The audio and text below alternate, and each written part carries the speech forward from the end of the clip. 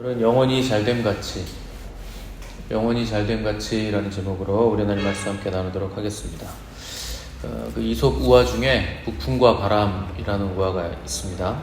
하늘에서 북풍하고 태양이, 우리 어렸을 때는 구름하고 태양이 싸웠다고 했는데, 서로 이제 강하다고 싸우면서 우기다가 결론이 나지 않는 끝에 한 나그네를 보면서 누가 먼저 나그네 옷을 벗기는가 내기를 했다는 얘기입니다.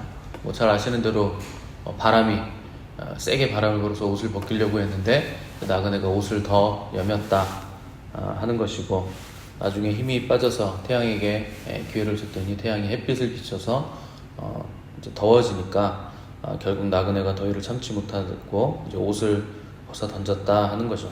결국 태양이 이겼다는 얘기인데, 여러 가지 의미로 해석이 가능하겠지만 사람을 변화시키는 거 힘으로 찍어 누르거나 강압적으로 해서 변화시킬 수 있는 게 아니고 따뜻함으로 또 사랑으로 변화시킬 수 있다, 이렇게 해석할 수 있겠죠.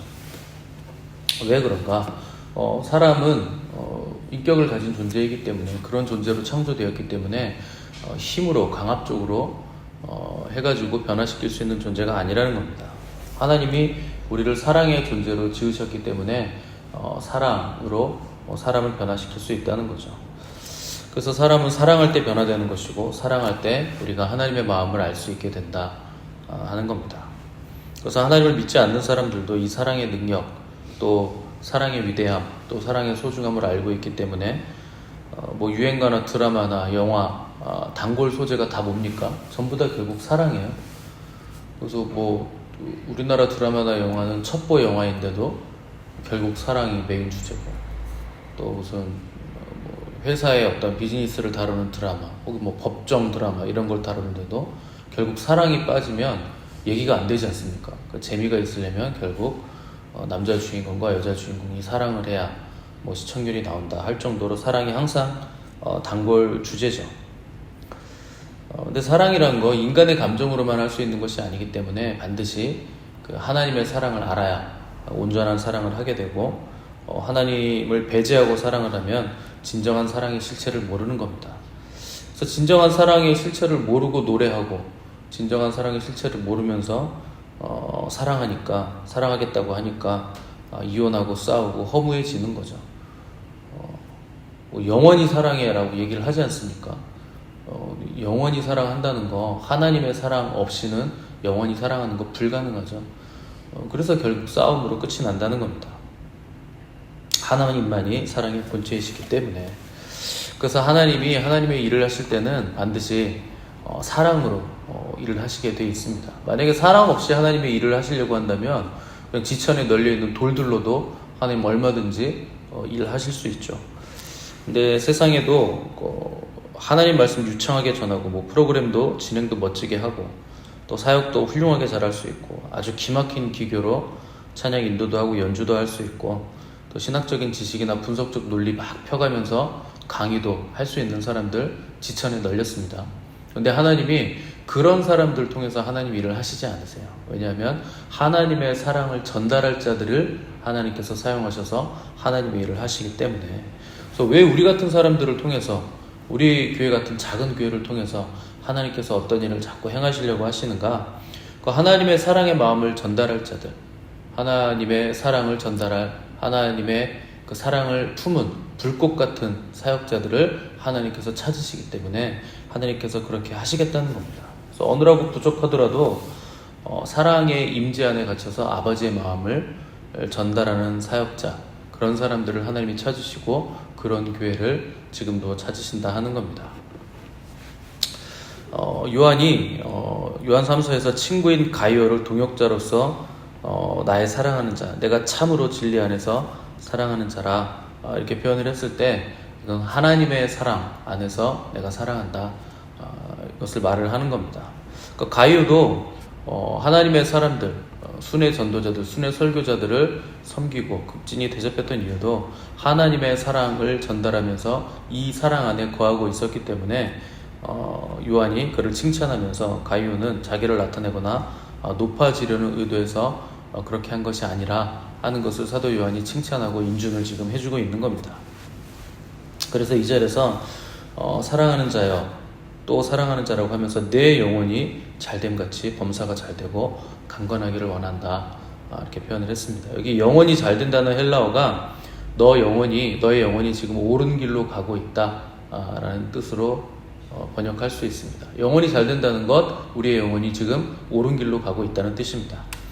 그러니까 우리가 길을 걷는다는 거 시편 1편을 다루면서 우리 새벽 시간에 나눴는데 두 개의 길이 있습니다. 그래서 복을 받는 길이 있고 저주를 받는 길이 있다. 근데 영혼이 잘 된다 하는 거, 영혼이 옳은 길로 가고 있다는 거, 하나님의 복을 받는 길로 지금 걷고 있다 하는 뜻입니다. 그래서 복된 사람의 특징, 악인의 길을 쫓지 않고 죄인의 길을 서지 않고 오만한 자의 자리에 앉지 않는다 하는 것, 우리가 시편 1편에서 이미 살펴봤습니다. 그러니까 사도 요한도 가이오가 지금 영혼이 제대로 된 길을 걷고 있다 이렇게 말한 것은 자기를 드러내거나 오만한 자의 자리에 앉아서 내가 높아지려는 길이 아니라 낮아지고 겸손하고 섬기는 자리의 길로 지금 잘 가고 있다 하는 것을 지금 인정을 해주고 있는 겁니다. 그래서 사람은 어떻게 태어났느냐 하는 것에 결정되는 것이 아니고 어떻게 사느냐, 어떤 길을 걸어가느냐 하는 것으로 그의 인생이 결정이 되는 겁니다. 그래서 세상 사람들도 이런 걸 조금 알아가지고 노는 물이 좋아야 된다 뭐 이런 말 하잖아요. 어렸을 때는 친구를 잘 사귀어야 된다 뭐 이런 말도 하고, 그래서 부모님들이 너 그 친구랑 놀지 말고 쟤랑 놀아 이렇게 하는 이유가 뭡니까? 그 같이 놀으라고 하는 친구가 공부를 잘하니까, 같이 놀면 자기 자녀도 공부를 잘할까봐 그렇게 얘기하는 건데, 내 자녀 때문에 공부 잘하던 친구가 공부 못하게 될 가능성이 높다는 건 생각을 못하는 거죠. 아무튼 뭐 노는 물이 좋아야 된다 하는 것, 내가 누구랑 어울리느냐가 나의 인생을 결정해 줄 수 있다는 거죠. 뭐 그리스도인들도 마찬가지입니다. 자기 영혼이 잘 되기를 원하면 내가 가지 말아야 할 것 가지 말아야 되고, 보지 말아야 될 것 보지 말아야 되고, 내가 함부로 손대지 말아야 될 것 손대지 말아야죠. 그래서 내가 어디에 있느냐가 나를 결정해 준다는 겁니다. 그래서 그 어린 사무엘은 어려서부터 어디 누워 있냐면 그 지성소 앞에 성소에 누워서 그 메노라, 그 등잔대에 불을 지키잖아요. 그래서 잠도 거기서 자고, 자기 숙소가 있는데도 항상 여호와의 언약궤 있는 곳에서 머물렀다는 거죠. 어려서부터 그렇게 여호와 앞에, 그 임재 앞에 머물러 있던 사무엘이 결국 이스라엘의 마지막 사사가 돼서 다윗왕, 뭐 사울왕 이런 왕들을 기름부어 세우는 선지자가 됐다는 것, 자기가 머물고 있는 것이 달랐다는 것이고 노는 물이 달랐다는 거죠.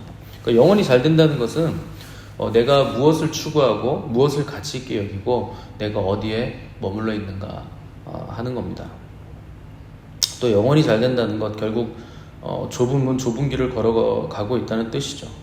왜냐하면 결국 영혼의 잘됨의 궁극적인 결론은 구원에 있기 때문에, 구원이라는 건 뭡니까? 좁은 문을 통과하는 것이고 좁은 길을 걸어가는 거죠. 그러니까 환경이 막 뭐가 열린다거나 뭐 이런 게 아니고, 환경으로 보면 보잘것없지만 결국 구원의 길을 걸어가고 있다 하는 것이 우리 영혼의 잘됨이라는 것이죠. 이 땅에서 사람이 얻을 수 있는 것 중에 가장 큰 가치가 구원입니다. 구원만큼 큰 게 없는데 사람들은 구원은 제껴놓고 다른 큰 것, 어떤 것을 추구한다고 정신없이 바쁜 거예요. 그게 선악과죠. 선악과를 먹은 결론이 뭡니까? 하나님처럼 눈이 밝아졌다. 그래서 보지 못하던 것을 보게 된다 하는 것이죠. 그러니까 하나님이라는 가장 큰 분을 보던 인간이 선악과를 따먹고 나니까 하나님 아닌 자잘한 것들, 세세한 것들을 볼 수 있는 눈이 열리게 됐고, 결국 그 자잘한 것들을 따라다니느라고 가장 크신 분 하나님을 보는 안목을 놓치게 됐다 하는 것이 선악과죠. 작은 것을 크게 생각하게 되는 것, 그게 선악과가 한 일이고 그게 죄가 하는 일이라 하는 겁니다. 그래서 사람들은 구원이라는 굉장히 큰 우주적인 사건을 보지 못하는 거예요. 그래서 늘상 여러분들이 안달복달하는 게 뭐 때문에 그렇습니까? 뭐 이거 내가 필요하기 때문에 이거 내가 가져야 될 것 같고 저거 챙겨야 될 것 같고, 하나님보다 다른 사람보다 나를 더 챙기는 거, 그것 때문에 안달복달하는 거잖아요. 내 자존심이 상하고 내가 창피당하는 거, 그거 못 견디는 거, 그거 별로 중요하지 않은 건데 하나님보다 그게 더 크고 중요하게 여겨지더라는 겁니다. 그래서 안달복달하죠. 세상 사람들도 그래서 늘상 바쁜 겁니다. 작은 것에 시선을 뺏기기 때문에. 돈이 있으면 뭐가 될 것 같고, 자격증만 따면 될 것 같고, 대학만 가면 뭐가 될 것 같고, 취업만 하면 뭐가 될 것 같고, 승진만 하면 될 것 같은데, 그거 될 것 같으니까 온 세상이 작은 것에 미쳐가지고 스펙 쌓기에 지금 혈안이 돼 있는 거죠. 스펙 쌓기에 바쁘고, 모으기에 바쁘고, 뭔가를 성취하기에 바쁘고. 그게 나쁘다는 거 아닙니다. 나쁜 거 아니지만 하나님 없이 그것만 추구하기 때문에 그게 망할 길이라는 거예요. 그게 구원의 길이 안 된다는 겁니다. 실체가 아닌 것, 그림자 얻으려고 허우적거리고 있기 때문에 그림자에는 구원이 없거든요. 실체에 구원이 있는 것인데, 실체는 쏙 빼놓고, 가장 위대하고 가장 큰 것은 쏙 빼놓고 그림자만 잡으려고 허우적거리고 있으니까. 여러분, 그림자가 잡힙니까? 절대 안 잡히거든요. 그래서 진짜 실제, 진짜 계신 분, 우리 주님밖에 없는 거예요. 그분을 먼저 잡지 않으면 다른 건 아무리 잡으려고 해도 그건 다 실체가 아니고 그림자이기 때문에 있어 보이지만, 눈에는 보이지만 사실은 없는 거거든요. 그래서 그거 잡으려고 안달복달해도 절대 잡을 수 없다는 거죠. 사도 요한은 가이오에게 너의 영혼이 잘된 같이 범사가 잘 되기를 원한다, 또 이렇게 얘기를 했습니다. 먼저 영혼이 잘 되는 것이 순서예요. 먼저 영혼이 잘 돼야 그 다음에 범사가 잘 되는 것이다. 범사가 잘 된다는 건 우리의 모든 일에 하나님의 개입이 있기를 원한다는 겁니다. 그러니까 하나님 없는 범사가 아니라 하나님이 개입하시는 범사가 되기를 원한다. 왜냐하면 사람은 언제나 모든 일에 있어서 하나님의 은혜가 필요한 존재이기 때문에 하나님께서 범사에 개입하셔야 우리의 범사가 형통하게 되는 겁니다. 피조물이기 때문에 그렇다는 겁니다. 우리는 창조자가 아니기 때문에 반드시 창조자이신 하나님의 개입이 있어야 범사가 잘 되고 형통할 수 있다 하는 것이죠. 그래서 내가 피조물이라는 것을 인정하지 않는 사람은 하나님의 개입이 필요 없다라고 생각을 하게 되는 것이고, 내 자리가 어디인 줄 모르게 된다는 거죠. 그래서 우리는 유식해지거나 재주가 있으려고 할 것이 아니고, 먼저 내가 누구인가 하는 것을 깨달아야 되고, 내가 걸어가야 할 길이 어디인가를 알아야 되고, 내가 서 있어야 할 자리가 어느 자리인가를 깨닫는 은혜가 있어야 됩니다. 우리가 서 있어야 되는 자리는 창조주의 자리가 아니라 피조물의 자리입니다. 근데 사람들은 자꾸 창조주의 자리에 서기를 원하죠. 주제 파악이 안 되는 거죠. 내가 피조물이라는 한계를 가지고 있는데 남을 판단한다든가 비방한다든가 내가 결론을 짓는다든가 또 내 인생의 필요를 내가 결정해서 그것을 얻기 위해서 땀 흘리며 일평생 뛰어다닌다든가, 그게 전부 다 내가 창조자의 자리에 앉아있는 행위들이고, 그건 결국 우상숭배와 맞닿아 있는 인생이 될 수밖에 없다는 겁니다. 범사가 잘 된다는 거, 한마디로 하면 형통한다는 거죠. 성경에서 가장 형통했던 사람이 요셉이에요. 반복해서 말씀드리지만 요셉은 굉장히 비참한, 그리고 굉장히 어려운 삶을 살았던 사람입니다. 근데 성경은 반복해서 요셉이 형통했다, 요셉이 형통했다, 계속 그렇게 말씀하고 있죠. 형들에게 인신매매 당하고 종이 되고, 종이 되어서도 그 주인 아줌마의 모함을 받아가지고 옥에 갇히고, 옥에 갇혀서도 죄 지은 것 없이 계속 오랫동안 갇혀 있어야 되고, 이런 일들을 계속 거쳤는데 성경은 계속해서 요셉이 형통했다, 가는 데마다 형통했다. 형통이라는 게 뭔가 하나님이 함께 하시는 게 형통이라는 뜻입니다. 하나님이 요셉과 함께 하심에 그가 범사에 형통하여, 계속 이렇게 반복하잖아요. 그러니까 환경의 좋음이, 환경의 나쁨이 우리의 형통과는 아무런 상관이 없다. 그 환경에서 하나님이 함께 하셨는가, 동행하시는가, 하나님을 바라보고 있는가, 그게 우리 형통의 기준이 된다는 겁니다. 억울해도 누명을 써도 요셉이 형통했다, 하나님이 함께 하셨다는 거죠. 결국 형통이란 거, 하나님이 함께 하시는 인생, 또 하나님이 주인 되시는 인생, 그런 삶이 되기를 지금 사도 요한은 가이오에게 축복해주면서 너의 삶이 그런 삶이 되기를 원한다, 이렇게 얘기를 하고 있는 겁니다. 또 마지막으로 요한은 가이오에게 영혼이 잘 되고 범사가 형통하고 마지막으로 육체가 강건하기를 원한다, 이렇게 기도를 하고 있습니다. 그러니까 영혼이 먼저 잘 돼야 범사가 형통하는 것이고, 그 다음에 육신적인 건강도 의미가 있게 되는 겁니다. 그 영혼의 형통 없이, 하나님이 함께 하시는 하나님의 동행하심이 없이 건강하기만 하면 그 건강 가지고 뭘 하겠는가? 죄 짓겠죠. 몸이 건강하고 뭐 돈이 많고 뭐가 있으면 사람은 걷잡을 수 없이 죄로 달려갈 수밖에 없는 존재이기 때문에 순서가 있다는 겁니다. 영과 혼이 잘 되고 하나님의 동행하심으로 범사가 형통하고, 그 다음에 건강이 잘 되기를 요하는 기도했다는 겁니다. 건강이 그럼 뭐 필요 없는 것인가? 반드시 필요한 겁니다. 건강도 굉장히 중요한 거죠. 근데 세상 사람들은 가장 큰 가치를 건강에 둡니다. 물론 돈에 두는 분도 있겠지만 뭐 되게 그런 말 하시잖아요. 물질을 잃으면 뭐 조금 잃은 것이고, 근데 건강을 잃으면 다 잃은 거다 그러잖아요. 맞는 얘기입니다. 그래서 건강이 중요하죠. 그런데 그리스도인들은 사실은 건강보다는 영혼의 잘됨이 훨씬 더 중요하다는 것, 순서가 있다는 걸 아셔야 됩니다. 그럼에도 불구하고 건강은 반드시 우리가 잘 챙겨야 되는 요소죠. 여러분들이 아무리 그 정신력이 뛰어나도 건강이 뒷받침되지 않으면 그 의지력은 약화될 수밖에 없어요. 그 하나님을 섬기고 순종하는 것도 약화될 수밖에 없는 겁니다. 그래서 건강은 굉장히 중요하죠. 그래서 영적인 건강의 상태와 육신의 건강의 상태의 균형이 중요하다는 겁니다. 육신의 소욕은 죽여야 되는 거 맞지만 건강은 잘 관리를 해야 된다는 거죠. 그래서 전인적인 축복을 받으시려면 건강 관리에도 소홀하시면 안 돼요. 뭐 젊다고 나는 몸이 건강하니까 몸을 아무렇게나 방치하고 몸에 좋지 않은 거 막 먹고 다니면 결국 뭐 훗날 고생을 하게 되잖아요. 젊으면 잘 모르죠.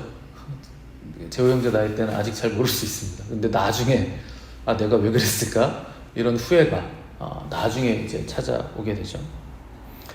그래서 육신적인 건강 관리, 그리고 내가 무엇을 먹는가, 건강을 어떻게 관리할 것인가를 어려서부터 잘 관리할 수 있는 사람이 진짜 지혜로운 사람이 되는 겁니다. 그래야 하나님이 주시는 전인격적인 축복을 누릴 수 있는 거예요. 그럼 이런 복들은 어떻게 임하는가? 영혼이 잘 되고 범사가 잘 되고 또 강건한 이런 복들이 어떻게 임하는가? 말씀에 순종할 때 임하는 겁니다. 그냥 되는 게 아니고 순종할 때 임하는 거예요. 순종이 복의 통로입니다. 문제는 두 마음이 항상 싸우니까 순종이 잘 안 된다는 게 문제죠. 머리로는 아는데 생각이 잘 안 되고 순종할 생각이 잘 안 들고 몸의 순종이 잘 안 된다는 거죠. 그래서 괴로운 거죠. 그 순종할 수 있는 가장 빠른 길은 몸으로 순종하는 거예요. 이게 제일 빠른 길입니다. 일단 내가 머리로 수긍이 되고 생각해서 이러이러해서 이러하니 결론은 이러니까 내가 이걸 해봐야겠다. 이렇게 하면요 평생 순종 못합니다. 머리에서만 맨날 싸우고 있는 거죠. 순종은 몸으로 하는 거예요. 몸을 안 움직이면서 생각으로만 순종한다? 그건 평생 가도 못해요. 그 구원으로부터 점점 멀어집니다. 머리를 쓰는 사람은 점점 멀어지게 돼 있어요. 하나님이 너희 몸을 드리라 그러지 뭐 머리 드리라고 한 적 없고 생각 드리라고 한 적 없고 마음 드리라고 한 적 없어요. 진심 드리라고 한 적 없습니다. 하나님은 그냥 몸으로 순종하기를 원하세요. 진심 가지고는 아무것도 못해요.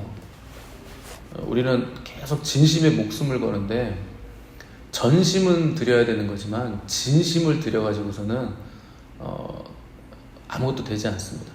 그래서 예전에 예배하는 자들이 신령과 진정으로 예배 드려야 된다고 하니까 신령은 무슨 신령 떠는 거, 산신령처럼 그런 걸로 오해하고 진정으로 하니까 진심을 드려야 된다고 사람들이 착각했어요. 완전히 번역을 잘못 해놓은 거거든요. 근데 우리나라 사람들은 진심을 드리는 게 옳다고 생각하기 때문에 번역도 그런 식으로 번역을 해놓은 겁니다. 아니에요. 영과 진리로가 제대로 된 번역이잖아요. 진심이 아니라 진리, 말씀으로 예배를 드려야 된다. 말씀이라는 건 뭡니까? 순종해야 된다는 거죠. 몸으로 말씀을 입어서 말씀이 육신이 돼서 순종함으로 몸을 드림으로 하나님께 예배를 드려야 된다는 겁니다. 그렇게 개념을 잡지 않으면 진심으로 진정으로 한다 하는 것은 평생 해도 아무것도 안 됩니다.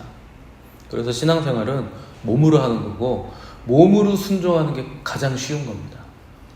여러분들이 생각이 뛰어나서 뭐 이렇게 신학적인 사고로 뭐 이렇게 순종할 수 있습니까? 아무 생각 없잖아요, 우리는. 지난주에 설교한 것도 생각이 안 나는데 뭐 어떻게 머리로 순종을 합니까? 저도 설교해놓고도 지난주에 내가 뭘 설교했더라 생각이 안 나요. 저라고 뭐 용 빼는 재주 있습니까? 그러니까 머리로, 지식으로, 지능으로, 생각으로, 논리로 할 수 있는 게 없어요. 돌아서면 다 까먹는데요. 몸으로 순종을 하셔야 되는 겁니다. 그게 제일 쉽고 제일 강력해요. 해보십시오. 몸으로 하는 게 제일 쉽죠. 그리고 제일 강력하죠. 그 순종 안 하고 고민만 하고 생각만 하고 말만 그럴듯하게 하는 사람들은요, 평생 엎어졌다 일어섰다 엎어졌다 일어섰다. 그게 광야예요. 그거 다 결국 광야에서 엎어져서 죽는 겁니다. 그거 반복하다 죽는 거예요. 세상 것 추구해 보십시오. 육신의 것만 당장 보세요. 오늘 여러분들 가서 아침 식사 하실지 어떨지 모르겠지만 아침 먹으면 4시간 있다가 또 배고파요. 또 점심 먹어야 돼요. 물론 우리는 금식 기도를 하고 있어서 안 먹을 수도 있겠지만 금식 기도 끝나면 또 배고플 거 아닙니까? 점심 먹으면 또 배고파요. 또 저녁 먹어야 돼요. 시간만 다면 채워줘야 됩니다. 평생 동안 채워져야 하는 게 밥이기 때문에 평생 밥 쫓아다니다가 그냥 죽게 만드는 게 세상이 우리에게 제공하는 것들이에요. 그게 세상적인 것의 특징입니다. 물도 그렇고 음식도 그렇고 명예도 그렇고 돈도 그렇고 또 쓰고 나면 또 채우고 쓰고 나면 또 채워야 되잖아요. 근데 주님이 주시는 건 영원한 겁니다. 주님이 주시는 샘물은 목마르지 않는 거예요. 내가 주는 물은 너 다시는 목마르지 않을 거다. 내가 주는 양식 하늘로부터는 생명의 떡이다. 나를 먹고 마셔라. 그게 우리를 영원히 만족을 주는 유일한 것이라는 겁니다. 그게 실체인 것이고 진짜 있는 거라는 거예요. 오늘 본문을 이렇게 여의도 순복음교회에서는 삼중 축복이라고 부르죠. 그 목사님이 그렇게 해가지고 영혼이 잘 되고 범사가 잘 되고 건강이 잘 된다. 이 모든 것들을 통합하는 복이라고 합니다. 그럼 이 축복이 언제 주어지는가? 순종할 때 주어지는 거예요. 그냥 주어지는 게 아니고 멍하니 있는데 주어지는 게 아니고 몸을 움직여서 순종할 때. 반대로 말하면 지금 내 모습이 형편없고 어떤 모습이라 할지라도 누구에게나 이 축복의 가능성이 열려 있다는 뜻입니다. 순종만 하면 받을 수 있는 거예요. 누구에게나 열려 있다는 겁니다. 아무리 부족해도 이게 하나님의 은혜로 주어졌음을 믿으시고 내가 지금이라도 말씀을 들은 것을 순종하겠다 하는 길에 들어서시면 축복의 문이 활짝 열려지게 되는 겁니다. 해보십시오. 평생 안 하던 분이 하시면 하나님이 그만큼 빨리 복을 주시는 거예요. 정말 티가 나게 완전히 삶을 바꿔주시는 겁니다. 그러므로 우리는 말씀에 순종하는 것으로 승부를 해야 됩니다. 다른 것으로 승부 보려고 그러시면 안 돼요. 순종하는 것으로부터 우리가 승부를 봐야 문제 극복 능력도 우리가 가지게 되는 겁니다. 말씀만큼 위대한 능력의 원천은 없는 것이고 말씀만큼 위대한 축복의 원천이 없는 겁니다. 그래서 하나님을 사랑하면 하나님 말씀 가까이 하게 되고 말씀대로 하려고 하게 돼 있습니다. 그래서 말씀대로 사는 것이 주님을 사랑하는 징표고 그런 삶에 축복이 따라온다 하는 것을 기억하시고 순종하는 데 힘을 쓰시기를 바랍니다. 말씀의 승부를 보시기 바랍니다. 그래서 말씀에 순종하는 삶이 인생의 성패를 결정하는 것임을 아시고 그것이 삶의 핵심임을 믿으시고 순종하시는 저와 여러분 되시기를 간절히 바랍니다. 함께 기도하겠습니다.